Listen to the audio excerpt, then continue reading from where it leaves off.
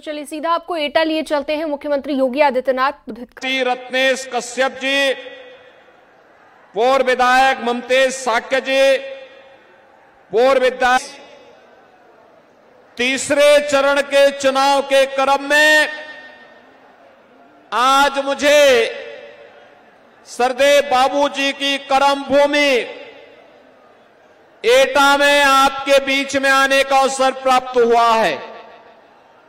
बहनों और भाइयों, सतयुग में श्री हरि विष्णु के अवतार के रूप में बरा भगवान ने हिरण्याक्ष का यहीं पर वध करके इस धराधाम पर धर्म और न्याय की स्थापना करने का काम किया था।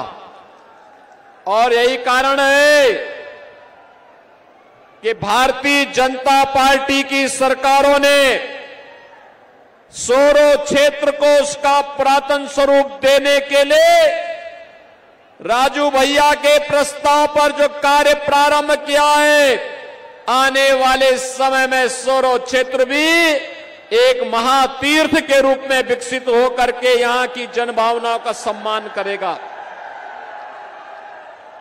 बहनों और भाइयों, यह कार्य केवल भारतीय जनता पार्टी ही कर सकती है। आप सब इस बात को जानते हैं। पहले एक कांग्रेस और सपा के लोग कहते थे ना, जब हम लोग कहते थे रामलला हम आएंगे, मंदिर वहीं बनाएंगे, ये लोग कहते थे कि देखो ये मजाक कर रहे हैं, ये बना ही नहीं पाएंगे। समाजवादी पार्टी के लोग कहते थे कि परिंदा भी पर नहीं मार सकता, और कांग्रेस के लोग कहते थे कि राम तो हुए ही नहीं। और बहनों और भाइयों, सरदेव कल्याण सिंह जी का त्याग, मोदी जी का नेतृत्व, आप सबके आशीर्वाद से अयोध्या में रामलला का भव्य मंदिर का निर्माण हो गया है। कल देश की राष्ट्रपति जी भी वहां राम मंदिर में दर्शन करने के लिए गई। पहली बार भारत का कोई राष्ट्रपति, महामहिम राष्ट्रपति, राम जन्मभूमि दर्शन करने के लिए गया और पूरा देश अभिभूत होकर के देख रहा था वह दृश्य। बहनों और भाइयों, राम, भगवान राम के प्रति जो द्रोह करने वाले लोग थे, वे भी आपके पास हैं, आपके सामने हैं, और राम भक्तों की टोली भी आपके सामने है। और इसीलिए मैं आपके बीच आया हूं कि जिन लोगों ने सरदेव कल्याण सिंह जी का अपमान किया, याद करिए, कल्याण सिंह जी प्रदेश के मुख्यमंत्री थे, कल्याण सिंह जी की पूर्व गवर्नर भी थे, जनप्रतिनिधि रहे, कई बार विधायक और सांसद भी थे। लेकिन जब उनकी दुखद मृत्यु हुई तो समाजवादी पार्टी ने संवेदना के 2 शब्द भी नहीं व्यक्त किए। बहनों और भाइयों, हमारे नेता को अपमानित करने वाली समाजवादी पार्टी, राम को नकारने वाली समाजवादी पार्टी, आपकी आस्था के साथ खिलवाड़ करने वाली सपा और कांग्रेस, क्या आपका वोट पाने का अधिकारी है? क्या आपका वोट पाएगी? क्या अगर इनके कारनामों का मैं किस्से सुनाना प्रारंभ कर दूंगा तो बहनों और भाइयों बड़ा लंबा समय लगेगा। मैं आज आपके बीच में केवल कुछ मुद्दों पे चर्चा करने के लिए आया हूं। मैं अभी यहां पर आया था और मुझे यहां पे बताया गया कि अहल्या समाज को प्रमाण पत्र दिलाने के बारे में। बहनों और भाइयों, अहल्या समाज आजादी के 2-3 वर्षों तक, 4-5 वर्षों तक उन्हें आरक्षण का लाभ मिल रहा था। कांग्रेस की शरारत के नाते उनको उनकी मूल जाति से आरक्षण की सुविधा से वंचित करने का पाप कांग्रेस ने किया है, कांग्रेस ने। और याद करिए, अहरिया समाज को मैंने स्वयं लखनऊ बुलाया था और उनके बारे में मैंने स्वयं भारत सरकार को प्रस्ताव भेजा है कि इनको भी अनुसूचित जाति की सुविधा का लाभ मिलना चाहिए। बहनों और भाइयों, यही नहीं, बघेल पाल समाज और धनगढ़, बघेल एसपी सिंह बघेल भारतीय जनता पार्टी के सांसद हैं। अजीत पाल भारतीय जनता पार्टी के विधायक और प्रदेश सरकार में मेरे सहयोगी मंत्री हैं। भारतीय जनता पार्टी अकेली पार्टी है। याद करिए, समाजवादी पार्टी के समय में जब राजू पाल की हत्या हुई थी और जब एक माफिया ने उमेश पाल की हत्या की थी, तो बहनों और भाइयों, माफिया कैसे मिट्टी में मिल गया है यह सबको पता है। और मैं आपसे यही कहने के लिए आया हूं, बहनों और भाइयों, मैं आपसे यही कहने के लिए आया हूं, भारतीय जनता पार्टी आपके हितों के लिए पूरी संवेदनशील तरीके से कार्य कर रही है, पूरी मजबूती के साथ काम कर रही है। ये चुनाव में हमें व्यक्ति नहीं देखना है, जाति नहीं देखनी है, मत और मजहब नहीं देखना है। चुनाव में हमें केवल मोदी जी को देखना है। पूरे देश के अंदर एक ही आवाज है। कल मैं महाराष्ट्र में था, परसों में वेस्ट बंगाल में था। मुझे अब तक 8 राज्यों में जाने का अवसर प्राप्त हुआ और बहनों और भाइयों, 8 राज्यों में जो माहौल है वह माहौल है, हर जनता एक ही स्वर से बोल रही है कि फिर एक बार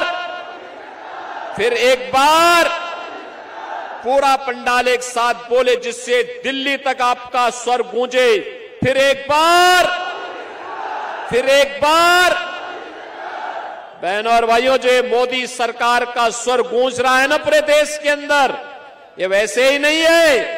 मोदी जी के नेतृत्व में 10 वर्ष में देश की कायाकल्प करने का जो कार्य हुआ है, आज उसके प्रति मोदी जी को कृतज्ञता ज्ञापित करते हुए आशीर्वाद जनता जनार्दन का प्राप्त हो रहा है। और उसी के लिए मैं आपका आह्वान करने के लिए आया हूं। याद करिए, ये कांग्रेस सपा की सरकार जब केंद्र में थी, बहुजन समाज पार्टी उनको सपोर्ट कर रही थी, तब क्या हाल थे? आतंकी घटनाएं कहीं भी हो जाती थी, विस्फोट कहीं भी हो जाते थे। अयोध्या में राम जन्मभूमि पर हमला हुआ, काशी में संकट मोचन मंदिर पर हमला हुआ, लखनऊ में हमले हुए, सीआरपीएफ के कैंप रामपुर में हमला हुआ। लेकिन बहनों और भाइयों, याद करिए, भारतीय जनता पार्टी के 10 वर्ष के कार्यकाल में दुनिया में भारत का सम्मान बढ़ा, देश की सीमाएं सुरक्षित हुई, आतंकवाद और नक्सलवाद नियंत्रित हुआ। अब तो कहीं पे जोर से पटाखा फट जाए तो पाकिस्तान सफाई देता है कि मेरा हाथ नहीं है। बहनों और भाइयों, ये होती है देश की धमक, और ये मोदी जी के नेतृत्व में हो पाया।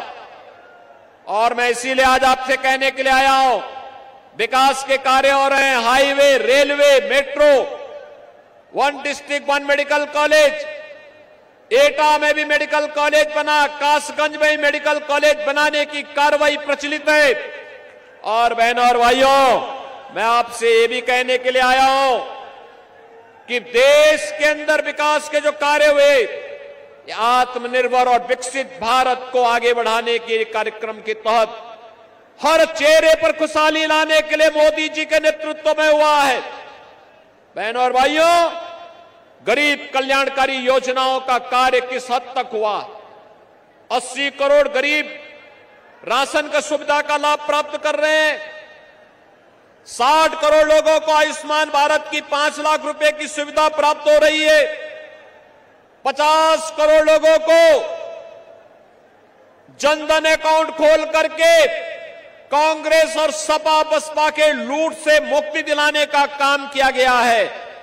और यही नहीं, 12 करोड़ किसानों को किसान सम्मान निधि, 12 करोड़ घरों में शौचालय का निर्माण, 10 करोड़ गरीबों के घर में उज्ज्वला योजना का रसोई गैस का सिलेंडर पहुंचना।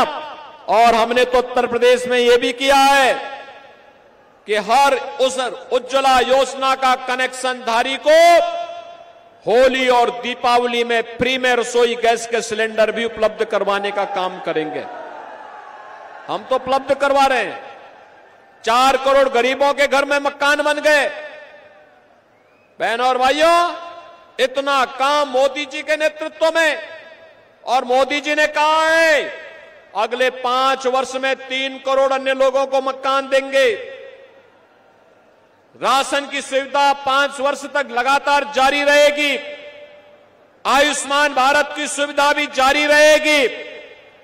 मैं तो आपसे कहने के लिए आया हूं बहनों और भाइयों, कांग्रेस और सपा के गठबंधन से सावधान हो जाइए। कांग्रेस और सपा का गठबंधन 2 काम करने के लिए आया है। एक, उसने अपने मैनिफेस्टो में क्या कहा है? कांग्रेस कहती है सत्ता में आएंगे तो मुसलमानों को पिछड़ी जाति और अनुसूचित जाति के आरक्षण में से हिस्सा काट करके मुसलमानों को देंगे। क्या आप इसको स्वीकार करेंगे क्या? अरे तो बाबा साहब भीमराव अंबेडकर के संविधान का पान है। बाबा साहब भीमराव अंबेडकर ने कहा था कि देश के अंदर धर्म के आधार पर आरक्षण नहीं होना चाहिए, लेकिन कांग्रेस जानबूझ करके देश का इस्लामीकरण करने की नियत से देश के अंदर तालिबानी शासन की व्यवस्था लागू करने की दिशा से देश को फिर से विभाजन की ओर धकेलने का कुत्सित प्रयास कर रही है। बहनों और भाइयों, एक तरफ यह आपके आरक्षण पर सेंध लगाने का काम कांग्रेस और सपा के लोग करेंगे, और दूसरी तरफ ये क्या कहते हैं? कहते हैं अल्पसंख्यकों को उनकी रुचि के अनुरूप खान पान की स्वतंत्रता देंगे। बहनों और भाइयों, मैं पूछना चाहता हूं, ऐसा कौन सा भोजन है अल्पसंख्यकों का जो बहुसंख्यकों से इतर हो, और जो बहुसंख्यक समाज जिसको पसंद नहीं करता है? वह तो एक ही भोजन है, और वह है मुसलमान गौमांस खाता है, हिंदू गौमांस से विरोध करता है, परहेज करता है, कहता है हम नहीं खाएंगे। भाई उत्तर प्रदेश के अंदर गौ हत्या पे प्रतिबंध है। क्या आप कांग्रेस और सपा की साजिश में आएंगे क्या? क्या गौ हत्या करने देंगे क्या? क्या गौ कसी करने देंगे क्या? इसका मतलब यह है कि कांग्रेस और सपा को दिया जाने वाला कोई भी वोट महापाप का कारण बनेगा, और हम पाप नहीं होने देंगे। यह हम सबका संकल्प होना चाहिए। और इसीलिए मैं आया हूं आपसे कहने के लिए, बहनों और भाइयों, मैं आपसे इसीलिए कहने के लिए आया हूं कि सरदेव बाबूजी कल्याण सिंह जी ने पूरा जीवन प्रदेश के विकास के लिए, अयोध्या में श्री राम जन्मभूमि के लिए उन्होंने अपनी कुर्सी तक को ठुकराने का काम कर दिया था। और बहनों और भाइयों, आज जब सरदेव कल्याण सिंह जी का सपना साकार हुआ है, अयोध्या में राम मंदिर का निर्माण हुआ है, तो एटा, कासगंज और अलीगढ़ के लोगों के चेहरे पर तो खुशहाली होनी चाहिए। खुशहाली है ना? है कि नहीं है खुशहाली? मुझे एक बात बताओ, क्या ये राम मंदिर का निर्माण एक कांग्रेस सपा बसपा के लोग करा पाते क्या? क्या ये लोग करा पाते? क्या ये फ्री में राशन ये लोग दे पाते? और जो ये सुरक्षा, देखो एक तरफ राम मंदिर बन गया और दूसरी तरफ बड़े बड़े माफियाओं का राम नाम सत्य है की यात्रा भी निकल गई है। क्या ये लोग, इस सपा और बसपा और कांग्रेस के लोग कर पाते क्या? बहनों और भाइयों, मैं यही कहने के लिए आया हूं, जब आपको सपा बसपा कांग्रेस न सुरक्षा दे सकती है, न सम्मान दे सकती है, न ही आपकी समृद्धि में सहायक हो सकती है, और न शोरों का विकास करा सकती है, न यहां के हस्तशिल्पियों को सम्मान दिला सकती है, न नौजवानों को आजीविका दे सकती है, और न ही आपकी आस्था का सम्मान ही कर सकती है, तो इस समस्या को हमें पालना ही क्यों है? इसको कतई वोट मत दीजिए। मेरी आपसे अपील होगी, राजू भैया को भारतीय जनता पार्टी और एनडीए ने अपना प्रत्याशी बनाया है, अपना दल भी है, निषाद पार्टी भी है, निषाद पार्टी सपोर्ट कर रही है, अपना दल सपोर्ट कर रही है, राजभर पार्टी समर्थन कर रही है और राष्ट्रीय लोक दल भी समर्थन कर रही है। और इसीलिए मेरी आपसे अपील होगी कि सरदेव बाबूजी के प्रति श्रद्धांजलि व्यक्त करते हुए आत्मनिर्भर भारत के लिए, विकसित भारत के लिए मोदी जी को फिर से देश की सत्ता सौंपने के लिए श्री राजवीर सिंह राजू भैया को हम यहां पे फिर से सांसद बना करके भेजेंगे। सहमत हैं? सहमत हैं?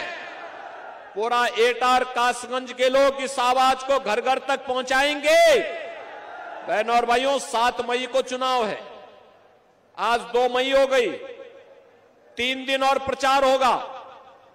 और मेरी आपसे अपील होगी, चुनाव के दौरान प्रत्याशी घर घर नहीं जा सकता। आप क्या घर घर जाएंगे राजू भैया बन करके? जाएंगे? मोदी जी का और योगी जी का प्रतिनिधि बन करके जाएंगे? और बहनों और भाइयों, घर घर जाकर के लोगों से कहना, विकास सुरक्षा की जिम्मेदारी बीजेपी सरकार की, और वोट कमल छाप पर देंगे तो समृद्धि भी आएगी और सुरक्षा भी और पुख्ता होगी। बोलेंगे? बोलेंगे? 7 मई को पहला मतदान, फिर जलपान के संकल्प के साथ आगे बढ़ेंगे, अधिक से अधिक मतदान करवाएंगे, भाजपा को जिताएंगे। तो मेरे साथ बोलेंगे, भारत माता की।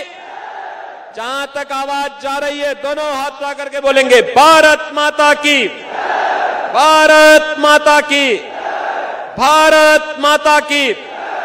वंदे वंदे वंदे। जय श्री राम, जय जय श्री राम।